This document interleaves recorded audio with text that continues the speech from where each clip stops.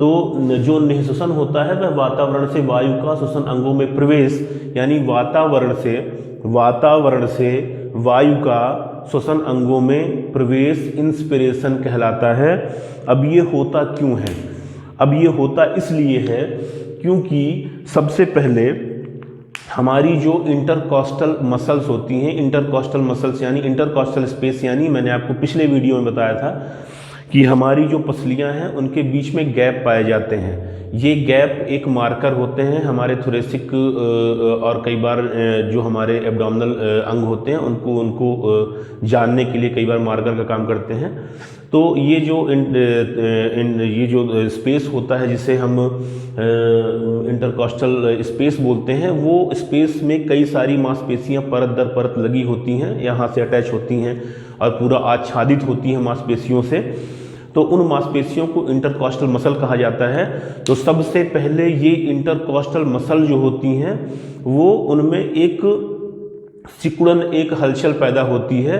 उस हलचल के परिणाम स्वरूप उस हलचल के परिणाम स्वरूप होता ये है कि जो हमारी पसलियां हैं, जो इंटरकॉस्टल स्पेस के बाद जो आपको दिखाई देगा, अपनी पसलियां आप फील कर सकते हैं कि पसलियां हैं वो ऊपर की ओर उठना शुरू करती हैं, और जो स्टर्नम जो इन पसलियों को एक अटैचमेंट देता है और पीछे की ओर जो स्पाइन है उससे जाके वो जोड़ता है, तो जो एक सामने की ओर अटैचमेंट यानी स्टर्नम अटैचमेंट देता है पसलियों को, वो आगे की ओर जाना शुरू करता है। पसलियां ऊपर की ओर, स्टर्नम आगे की ओर जाना शुरू करता है।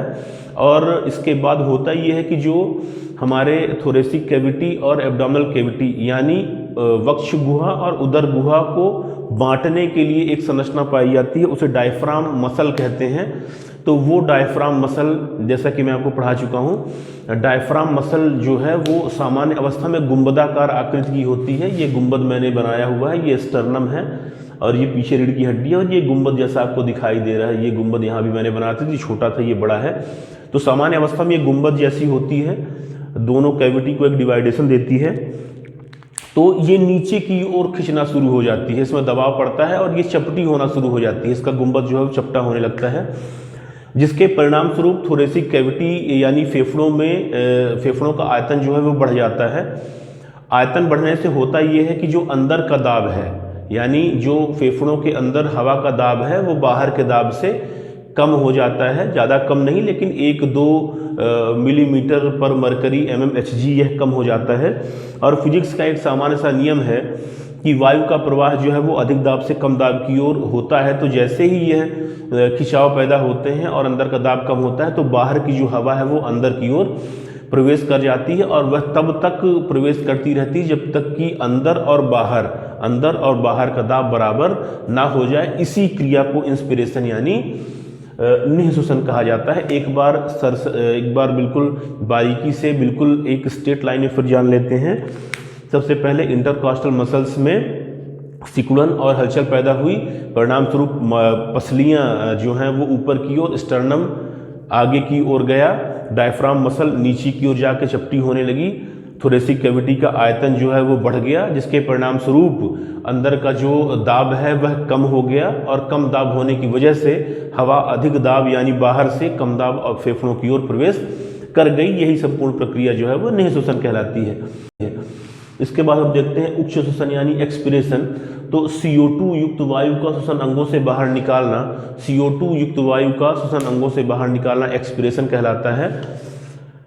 एक्सपिरेशन में फिर वही प्रक्रिया हुई, इंटरकॉस्टल जो मसल्स हैं उनमें फिर खिंचाव पैदा हुआ। खिंचाव पैदा होने से के परिणाम स्वरूप जो पसलियां हैं वह सामान्य अवस्था में ऊपर से नीचे की ओर आई, स्टर्नम आगे से पीछे की ओर आया, डायफ्राम जो चपटी हो गई थी वह भी ऊपर की ओर आके फिर से गुंबद वाला आकार बना ली।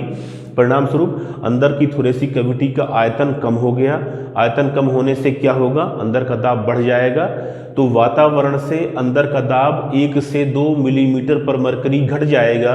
परिणाम स्वरूप अब हवा अधिक दाब से कम दाब की ओर जाएगी। एक बार फिर ध्यान दीजिएगा, शायद मैं कुछ गड़बड़ बोल गया हूं। अंदर का दाब जो है आयतन घटने की वजह से 1 से 2 मिलीमीटर पर मरकरी बढ़ जाएगा, बाहर के दाब से, जिस कारण से जो अंदर का दाब है वो बढ़ा और बाहर का दाब कम हो गया, तो फिर से फिजिक्स का वही नियम लागू होगा कि जो हवा है वो अधिक दाब से कम दाब की ओर जाएगी, तो अंदर की हवा जो है अब अपने आप जो है वो बाहर चली जाएगी। हम रोकेंगे भी तो भी थोड़ी देर में वो चली जाएगी। तो यह पूरी प्रक्रिया जो है वो उक्षु श्वसन यानी एक्सपिरेशन कहलाती है। तो एक बार फिर जल्दी से दोनों प्रक्रियाओं को जान लेते हैं। सबसे पहले दोनों प्रक्रियाओं में इंटरकॉस्टल जो मसल होती हैं उनमें सिकुड़न और हलचल पैदा हुई, जिसकी वजह से जो पसलियां हैं वो ऊपर की ओर, स्टर्नम जो है आगे की ओर और डायफ्राम मसल नीचे की ओर गई, फ्लैट हुई, जिससे अंदर का आयतन, थोरेसिक कैविटी का आयतन बढ़ गया, जिसके परिणाम स्वरूप फेफड़ों में जो वायु दाब है वह कम हो गया, जिसके परिणाम स्वरूप बाहर का दाब जो है वो अधिक और फेफड़ों में अंदर का दाब कम हो गया। तो अधिक दाब से यानी बाहर से हवा, कम दाब यानी फेफड़ों की ओर आ गई। यह क्रिया निःश्वसन है, यानी ऑक्सीजन यानी वायु को ग्रहण करना। इसी के तुरंत बाद इंटरकॉस्टल मसल्स में फिर से हलचल होगी। उस सिकुड़न के परिणाम स्वरूप जो पसलियां हैं वो ऊपर से नीचे, स्टर्नम आगे से पीछे और डायफ्राम मसल जो चपटी हो गई है अब वह गुंबदाकार रूप बनाएगी, यानी अपने सामान्य रूप में हो जाएगी, जिससे थोरेसिक कैविटी का आयतन कम हो जाएगा। आयतन कम होने से अंदर का दाब बाहर के दाब से 1 से 2 मिलीमीटर पर मरकरी बढ़ जाएगा, जिससे फिजिक्स का फिर से वही नियम लागू हुआ कि अधिक दाब से कम दाब की ओर हवा जाएगी। तो अब हवा अधिक दाब यानी फेफड़ों से, कम दाब यानी वातावरण में छोड़ दी जाएगी। यही है श्वसन क्रिया यानी ब्रीदिंग।